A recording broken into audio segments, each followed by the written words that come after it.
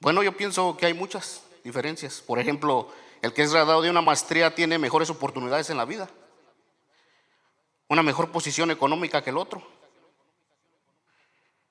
Y los que se esfuerzan por hacer sus estudios van a las mejores universidades. Se le llama muchas veces que es muy sabio. Tiene mucha sabiduría esa persona, dice. Incluso a muchos de nosotros, cuando éramos chicos, se nos decía: mira, estudia para que seas alguien en la vida, no seas tonto, sé sabio.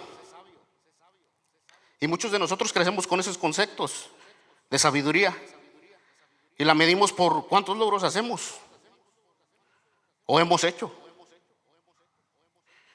Incluso cuando estamos en un estudio bíblico y salimos con una respuesta que nadie tiene, decimos: es que uno tiene un poco más de entendimiento, uno tiene un poco más de sabiduría. Uno que es sabio, dice uno. Pero es así como la Biblia lo describe, la sabiduría. Es así como la Biblia describe la sabiduría. Ahora no quiero que se me malentienda esto.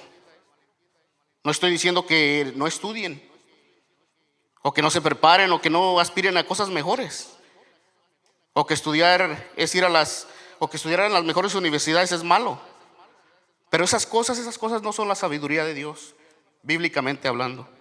Eso no es la sabiduría de Dios, y vamos a ver eso en la Biblia. Si quieren ir conmigo al libro de Proverbios, si me acompañan al libro de Proverbios, Proverbios 2, vamos a estar en Proverbios 2, todo el capítulo. Me dicen cuando estén ahí. Vamos a ver qué es la sabiduría de Dios, o qué es esta sabiduría que el proverbista llama así, sabiduría de Dios. Ya el pastor nos dio una introducción al libro de Proverbios, y el libro de Proverbios muchas veces usa la sabiduría de Dios, sabiduría de Dios, sabiduría de Dios, sabiduría aquí, sabiduría allá. Y dice el libro de Proverbios, dice capítulo 2, versículo 1: hijo mío, si recibes mis palabras y atesoras mis mandamientos dentro de ti, da oído a la sabiduría, inclina tu corazón al entendimiento, porque si clamas a la inteligencia, alza tu voz por entendimiento. Si la buscas como plata y la procuras como a tesoros escondidos, entonces entenderás el temor del Señor. Capítulo 5: y descubrirás el conocimiento de Dios. Versículo 6: porque el Señor da sabiduría de su boca viene el conocimiento y la inteligencia. Él reserva la prosperidad para los rectos y es escudo para los que andan en integridad. Guarda las sendas del juicio y preserva el camino de sus santos. Versículo 9: entonces discernirás justicia y juicio, equidad y todo buen sendero, porque la sabiduría entrará en tu corazón y el conocimiento será grato a tu alma. La discreción velará sobre ti, el entendimiento te protegerá, para librarte de la senda del mal, del hombre que habla cosas perversas, de los que te dejan las sendas de rectitud para andar por el camino tenebroso. Versículo 14: de los que se deleitan en hacer el mal, se regocijan en las perversidades del mal, cuyas sendas son torcidas y se extravían en sus senderos. La discreción te librará de la mujer extraña, de la desconocida, que lisonjea con sus palabras, la cual deja al compañero de su juventud y olvida el pacto de su Dios. Por su casa se inclina hacia la muerte, porque su casa se inclina hacia la muerte y sus senderos hacia los muertos. Todos los que van con ella o todos los que van en ella no vuelven ni alcanzan las sendas de la vida. Por tanto andarás en el camino de los buenos y guardarás la senda de los justos. Versículo 21 y 22: porque los rectos morarán en la tierra y los íntegros permanecerán en ella. Pero los impíos serán cortados de la tierra y los malvados serán desarraigados de ella. Esta es la palabra del Señor. En el Antiguo Testamento la sabiduría no era así, como se las describí ahorita. En el Antiguo Testamento Israel percibía la sabiduría como el dominio y el arte de vivir. Era estar en conformidad con las expectativas divinas. Y dicen los que saben mucho más del tema que los términos dominio y arte, significaban que la sabiduría era un proceso a la santificación y no de logros en sí mismo. Así que no se medía por cuánto sabes, o has hecho, o has logrado. Y el proverbio nos lo deja claro. El proverbista nos lo deja claro. Busca la sabiduría, haz esto, haz lo otro. Salomón lo deja muy en claro. Y dice los sabios, y deja muy en claro con los sabios, con los que son necios. Y dice: la sabiduría te protege, la sabiduría te da conocimiento. Dios da sabiduría al justo, lo hace inteligente, pero no así con los necios, dice. De hecho, si prestamos atención a la palabra, dice que te librará de andar con mujer ajena, con mujer de otro. Para ponerlo como dice el proverbio, con una mujer ajena. Porque si te vas con ella es como ir a la muerte. Te lleva a la tumba. Y eso no parece ser muy inteligente. ¿No es así? Salomón se dirige a su hijo en el versículo 1 y 2. Dice Salomón: hijo mío, si recibes mis palabras y atesoras mis mandamientos dentro de ti, da oído a la sabiduría y inclina tu rostro. Entonces, Salomón puede que se trate de su hijo inmediato y heredero al trono, o puede que sea una referencia más general del hijo. Pero lo que nos queda claro es que Salomón quiere que su hijo guarde los mandamientos de su padre y que vuelva su oído a la sabiduría y su corazón al entendimiento, dice Salomón, versículos 1 y 2. Y luego le dice: si haces esto, si haces de ello tus posiciones, entonces, dice Salomón, comprenderás el temor del Señor y hallarás el conocimiento de Dios. Si haces esto, comprenderás el conocimiento de Dios y el temor del Señor. ¿Cuántos de nosotros nos gusta que nuestros hijos nos hagan caso? Y les damos consejo y esperamos que los tengan presentes, ¿verdad? Y se acuerden de ellos y les decimos: hagan caso, póngalos en práctica. Pero entonces, ¿cómo nosotros podemos prestar atención a lo que Dios manda?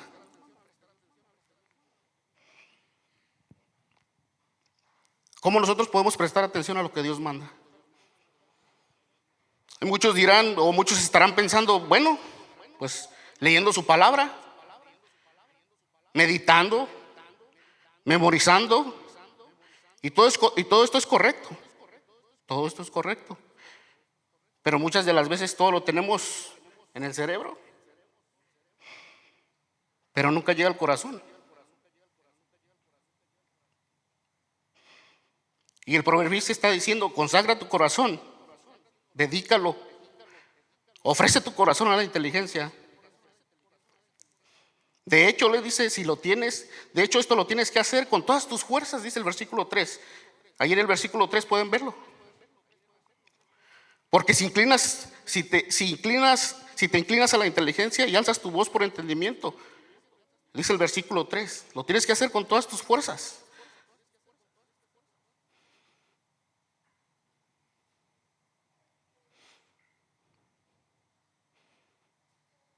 Y lo tienes que hacer como si buscaras plata,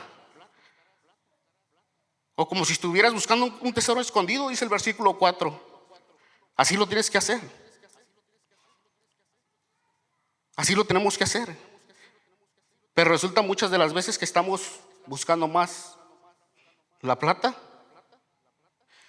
que la sabiduría que proviene de Dios, ¿no es cierto?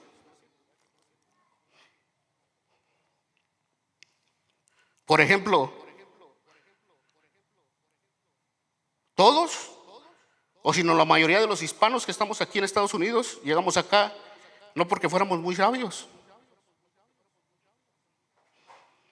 La causa de estar aquí fue el sueño americano. Una vida mejor. Pero hay muchas situaciones de mucha gente que no es así, llegan por otros motivos. Por ejemplo, allá en el sur de América llegan huyendo de pandillas, huyendo de la guerrilla. Pero la mayoría de nosotros vino a buscar ese sueño americano, que en otras palabras es dinero. Piensen cuando se vinieron para acá. Piensen por un momento cuando se vinieron para acá. La mayoría de nosotros venimos buscando dinero. Decía yo, una camioneta y un dinero para regresarme y estar bien allá. Y ya me quedé aquí. Pero la escritura no nos dice eso. La escritura nos anima a buscar la sabiduría como si buscamos el dinero.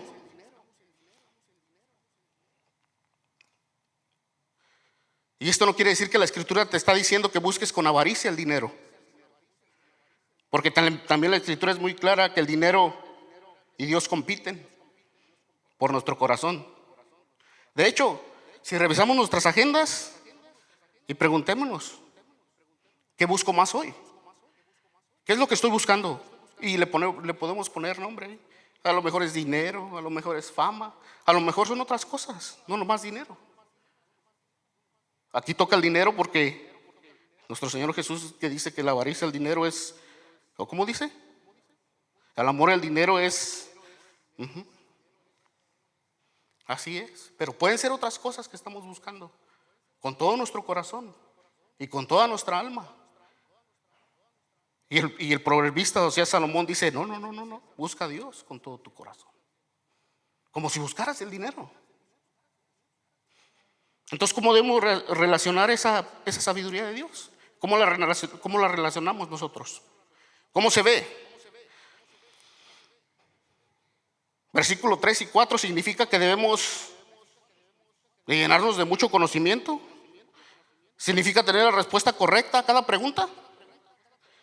Significa saber mucho de política,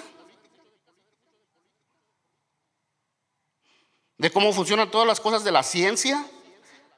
Porque si es así, los más superdotados nos han dejado muy atrás. Parece ser que el proverbista está diciendo eso. Miren, el proverbio es muy claro. Y pone de ejemplo y usa una figura de una mujer que precisamente se casa cuando es joven. Versículo 17.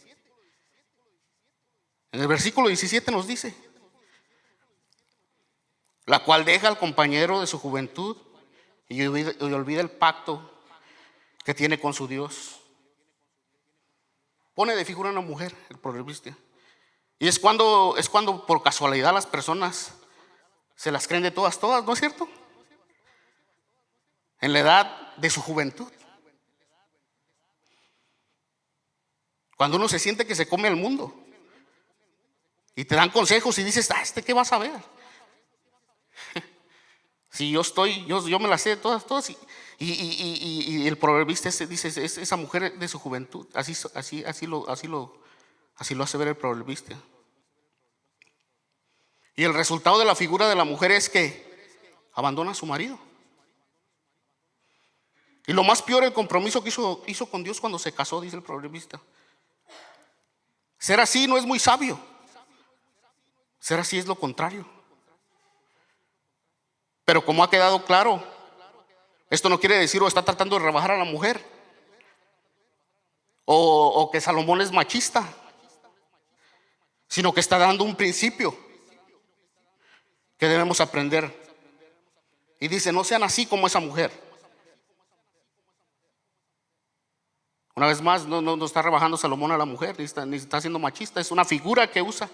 Y dice Salomón, no sean así. Ese es el principio que debemos agarrar de ella, al no ser así como esa mujer, al no pensar así, como el ejemplo que nos puso.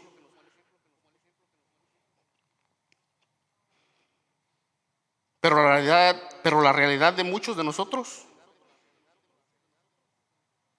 no somos como la mujer que se va en el versículo 16. Como los que se van, como la mujer que se va con el otro. De hecho, nosotros somos esa mujer engañadora.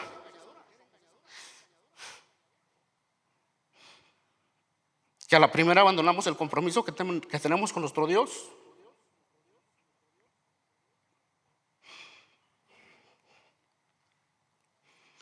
Los placeres de este mundo nos hablan muy bien, y a la de buenas a primeras estamos dándole la espalda a nuestro Salvador.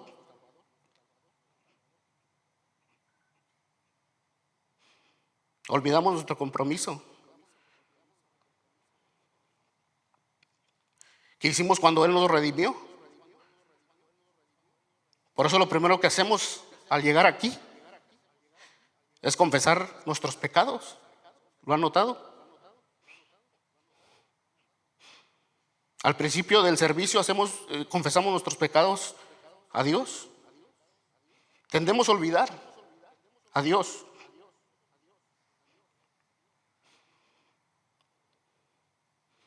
Y no hemos hecho, dice la oración, que no hemos hecho lo que deberíamos de hacer o de haber hecho.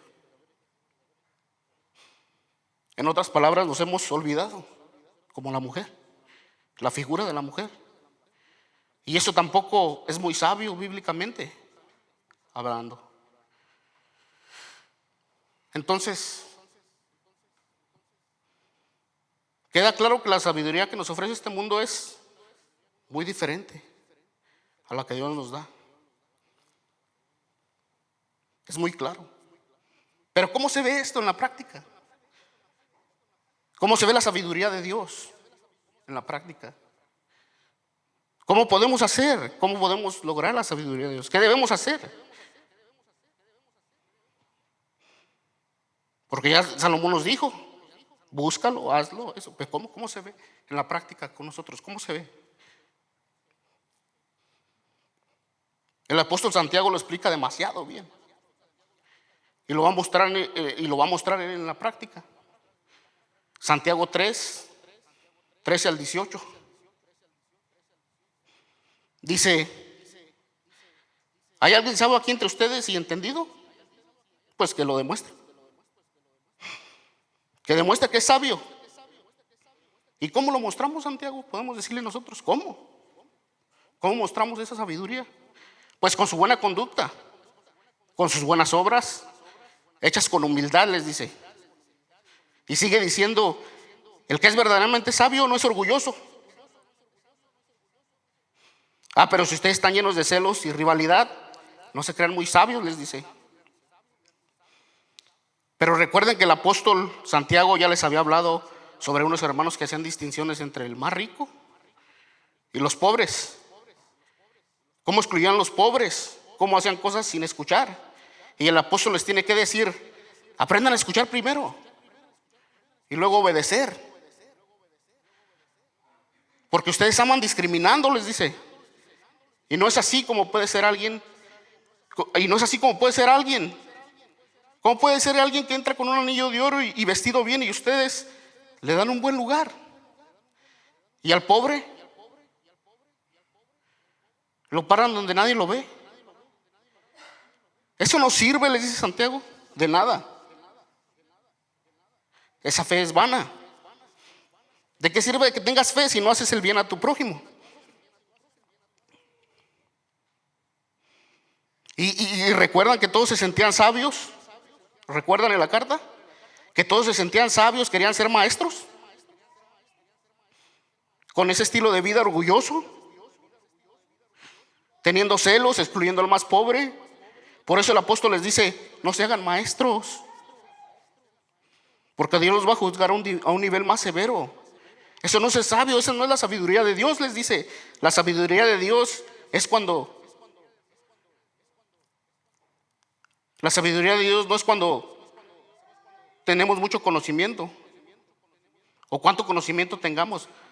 Más bien es un estilo de vida que proyecta el temor de Dios. Otra vez, la sabiduría de Dios no es cuánto conocimiento tengas, sino es más bien un estilo de vida que proyecta el temor de Dios. Y de esa misma manera Dios bendice a esa persona y reposa sobre esa persona la sabiduría de Dios. Entonces, la sabiduría de Dios se aprende. O ya nacimos siendo sabios. La sabiduría de Dios se aprende y se aplica a cada situación de la vida. O nada más decimos que somos sabios y nos vamos y ya. Se aprende, se ocupa de diligencia, se ocupa de compromiso, se ocupa de echarle ganas, no se ocupa de estar parado.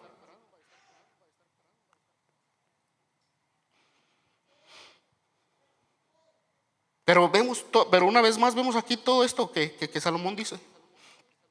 Todo esto de la vida, todo esto que Salomón dice, y en el sermón pasado lo decía el pastor, lo decía que Salomón no lo aplicó ni a su propia vida. Eso para nosotros es un hipócrita, ¿no? No lo aplicó a su propia vida, Salomón. Como se ve un papá que le dice a un hijo, haz esto, y hace lo contrario. ¿Qué dice el hijo cuando ya está más grande? ¿Para qué es tan hipócrita mi papá, hombre? No lo hace ni él y quiere que yo lo haga. Una vez más, Salomón no aplicó nada de esto a su vida. Otra pregunta: si lo único que tuviéramos en la Biblia es Proverbios 2, ¿dónde estuviéramos ahorita?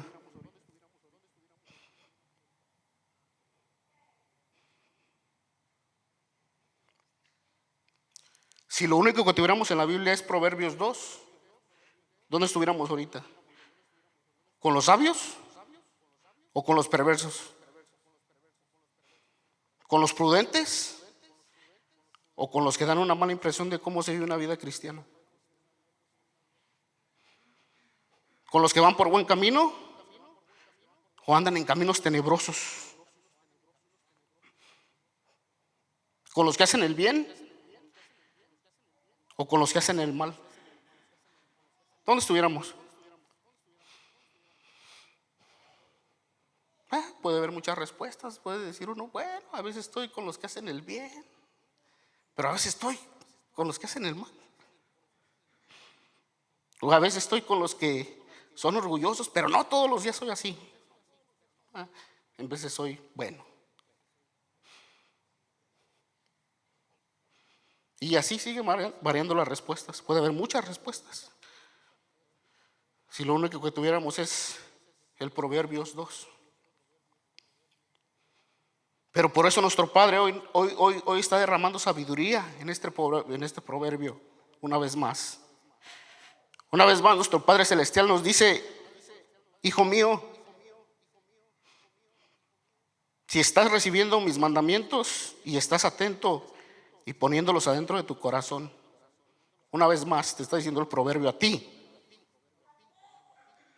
Es de esa manera que nosotros aprendemos a respetar al Señor,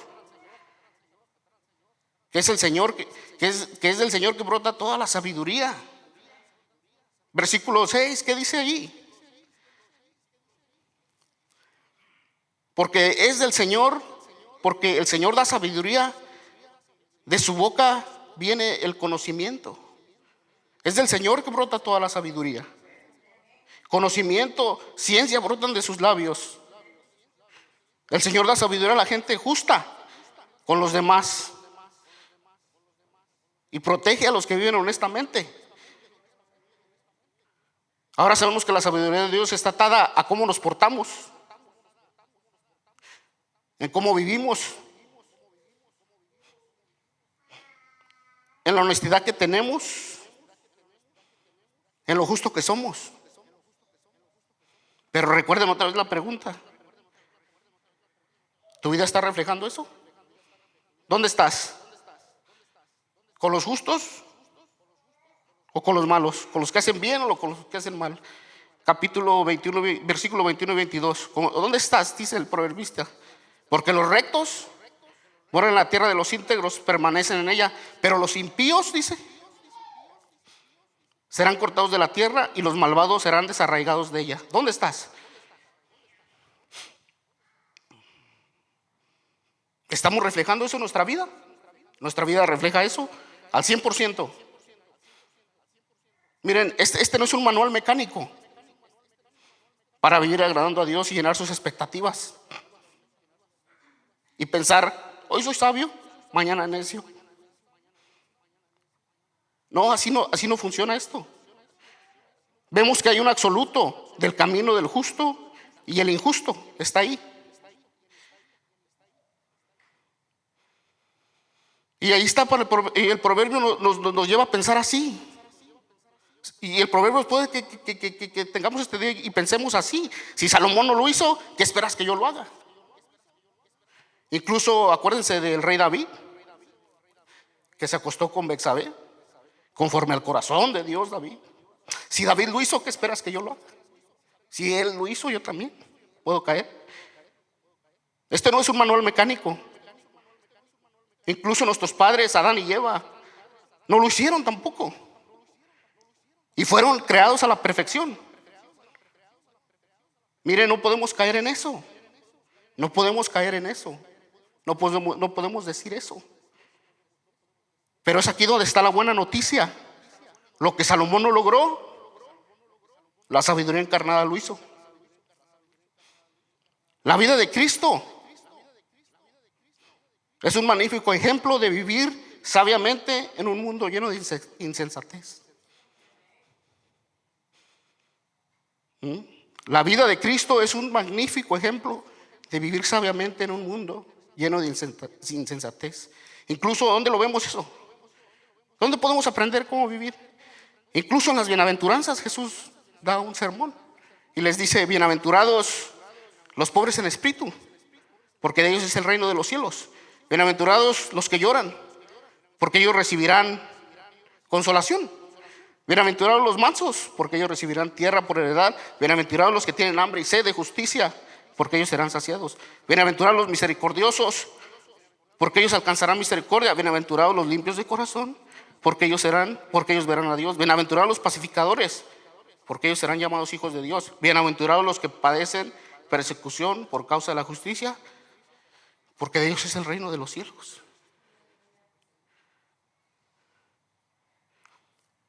Y vemos que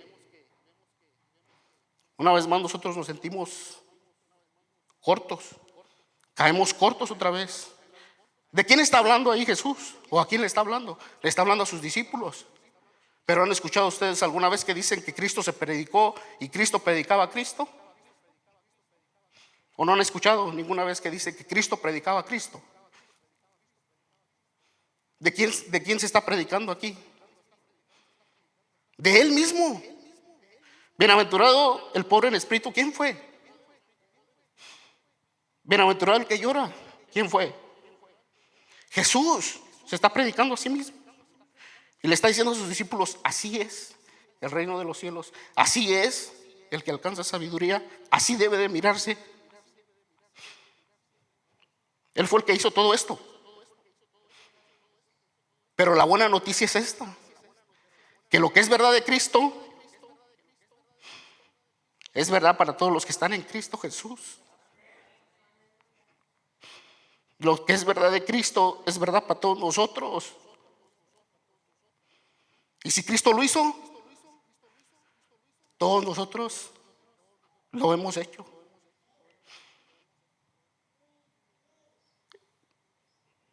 Entonces, esto nos lleva a preguntarnos: ¿he estado yo decidiendo por mi cuenta ser sabio?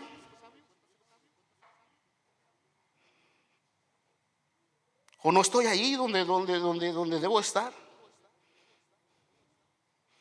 No estoy ahí donde el proverbio dice, y mi vida sigue una vez más cayendo una vez más. Este es el momento hoy en que el Señor mismo te está invitando a que lo busques.